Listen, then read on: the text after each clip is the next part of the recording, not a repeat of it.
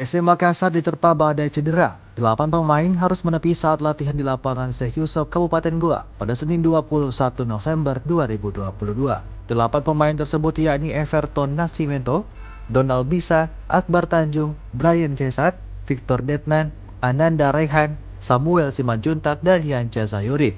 Para pemain ini harus latihan terpisah. Mereka latihan dibimbing langsung fisioterapi tim. Pelatih berkebangsaan Portugal ini coba mencari tahu penyebab sejumlah pemain alami cedera. Dugaan awal porsi latihan yang berat diberikan kepada William Jan Plim CS pasca libur panjang.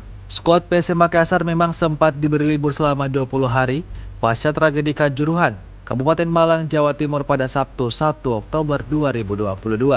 Makanya Tavares saat ini coba buat porsi latihan seimbang agar tidak ada lagi pemain cedera dan kebugaran pemain pun tetap terjaga. Walau demikian, juru taktik 42 tahun menilai cedera bagi pemain sepak hal yang wajar. Olehnya itu, Tavares akan perbaiki dan seimbangkan porsi latihan. Ia tidak ingin ada lagi pemain cedera ke depannya. Di luar dari itu, Tavares berharap kompetisi Liga 1 2022-2023 bisa bergulir supaya ada tujuan jelas latihan.